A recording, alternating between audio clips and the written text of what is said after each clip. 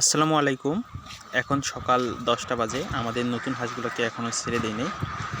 আর আমাদের বড় হাঁসগুলোকে ছেড়ে দিয়েছিলাম, কিন্তু আমাদের এই পাশে যেহেতু আজকে বৃষ্টি আসছিল সকাল সকালেই, আর 8:30 থেকে প্রায় 10টা পর্যন্ত বৃষ্টি হলো, ঝিরিঝিরি বৃষ্টি। তো যার কারণে বড় হাঁসগুলোকে ছেড়ে দেওয়ার পর আবার খামারের ভিতরে রাখছি। তো এই খামারটায় আমাদের ছোট হাঁসগুলো রয়েছে, মানে নতুন কিনে আনা হাঁসগুলো, ছোট না, এগুলো ডিম দিচ্ছে। তো আমাদের ওই সামনে ওই খামারটায় আমাদের বড় হাঁসগুলো রয়েছে, মানে আগের হাঁসগুলো রয়েছে। তো ওই হাঁসগুলাও ডিম দিচ্ছে।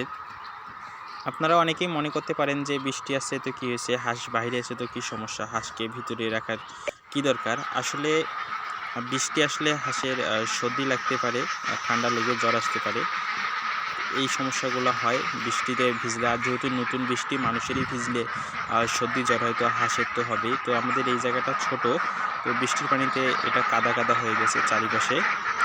তখন আমি তালা লাগিয়ে দিয়ে গেছিলাম, কারণ খামারটা একটু দূরে, যার কারণে তালা লাগিয়ে দিয়ে গেছিলাম।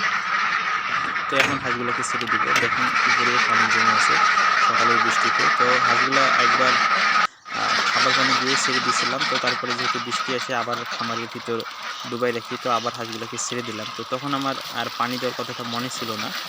তো যাই হোক, সকালে তো পানি খেয়েছে খাদ্য দেওয়ার পরেই। তো এখন হাঁসগুলোকে আমাদের পুকুরে ছেড়ে দিলাম। দেখেন আমাদের হাঁসগুলা, এখানে শুধু আমাদের জিগনি আর জিগনি হাঁস রয়েছে, শুধু জিগনি হাঁস রয়েছে আর হাঁসা। এই হাঁসগুলোর আমরা ডিম হ্যাচারিতে বর্তমানে দিচ্ছি, আমার চাচ্চুর হ্যাচারিতে। যদি আপনারা কেউ হাঁসের বাচ্চা নিতে চান তাহলে আমাদের সঙ্গে যোগাযোগ করতে পারেন, তাহলে আমরা আপনাদেরকে হাঁসের বাচ্চা দিতে পারবো। আর এগুলা হচ্ছে আমাদের নতুন কিনে আনা হাঁসগুলা। তো এই হাঁসগুলোও ডিম দিচ্ছে। তো এগুলো একটু ভয় করে, তো যার কারণে কাছ থেকে ভিডিও করলে সমস্যা, ওরা ভয় করে একটু বেশি, যেহেতু নতুন কিনে নিয়ে আসছি। তো দেখেন আমাদের হাঁসগুলা, এগুলা কিন্তু প্রথম, একবারও ছেড়ে দিই নেই। ওইগুলোকে ছেড়ে দিয়ে আসার পর এইগুলোকে ছেড়ে দেয়। তো ছেড়ে দেওয়ার পরে কিন্তু বৃষ্টি আসছিল, তো যার কারণে ওগুলোকে খামারের ভিতরে ডুবাই রাখছিলাম। আর এগুলোকে ছেড়েই দিই নেই, এগুলোকে ঘরেই খাবার পানি দিয়েছিলাম। তো হাঁসগুলো যেহেতু প্রথম ছেড়ে দিলাম, তো এখন এরা গোসল করতেছে মনের আনন্দে। তো এইখানে আমাদের 150 হাঁস রয়েছে এবং ওই পাশে 150 300 হাঁস রয়েছে আমাদের খামারে। এই হাঁসগুলো আমরা কিছুদিন আগেই কিনে নিয়ে আসছি, 450 ছিল। তো 300 আমরা বিক্রি করছি, আর এই 150 আমাদের খামারের জন্য রাখছি।